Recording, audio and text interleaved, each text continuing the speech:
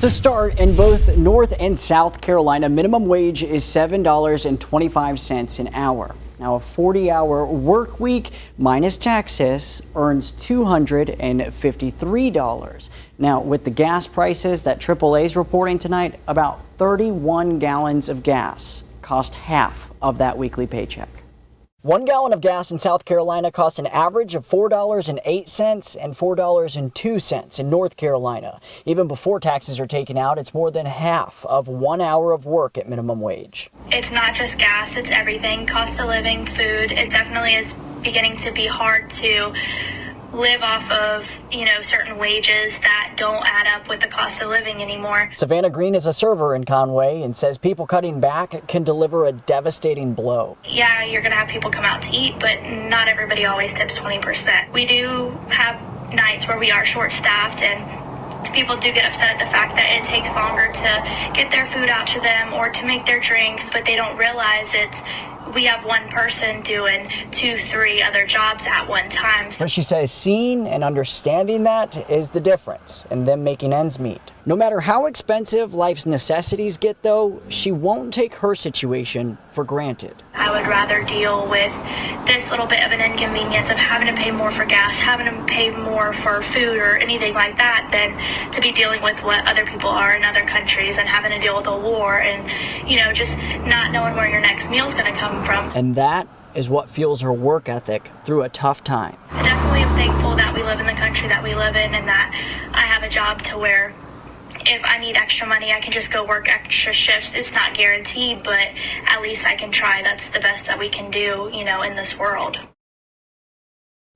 And sticking to that, Savannah says she's also fortunate she works 40 hours a week because that's not a reality for a lot of minimum wage workers. While some work part-time to go to college or other obligations, of course, a smaller paycheck makes the price of gas a lot more devastating. So we're going to take a look at some of those current prices. The national average that we're looking at first is at $4.32. That's up 59 cents from last week's average of $3.73. It's about $4.08 a gallon to fill up here in South Carolina. So if you're living in our area, that's what you're typically looking at. That's 10 cents cheaper than in North Carolina, where the average is $4.18. And these painful prices at the pump are sparking conversations about electric cars. In fact, the city of Conway says that they've picked the perfect time to give the green light on looking into fuel alternatives. Conway Police Chief Dale Long is looking to shift gears, bringing a new fleet of electric police motorcycles to the Conway Police Department. They are very efficient. They run off of obviously battery powered, and they're not even like some of the electric automobiles. They charge off of a regular plug. Chief Long says between a lack of availability of regular fuel powered motorcycles and the rising gas prices, now is as good a time as any to test the feasibility of having cops in Conway trying out electrically charged vehicles. Plus, he says the motorcycles don't require as much battery draining equipment and have an ability to aid in more calls versus cars. They're very, very easy to maintain, very easy to keep running. So the electric side of it is just something we wanted to explore.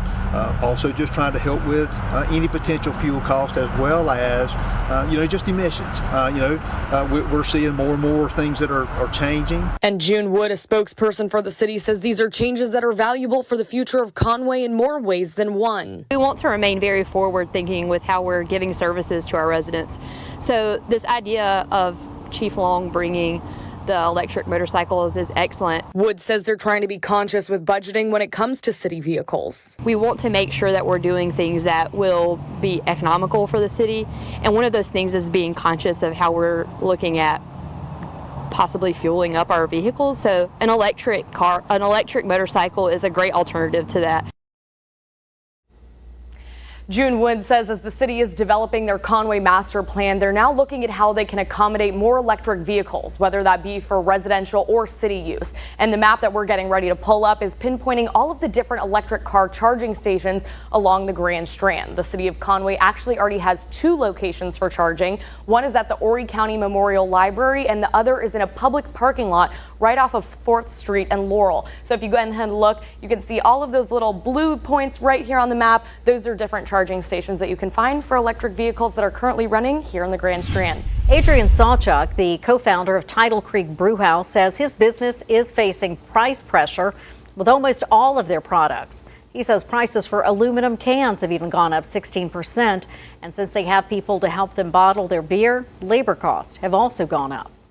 We're really looking at our costs pretty closely and trying to take a measured and prudent approach.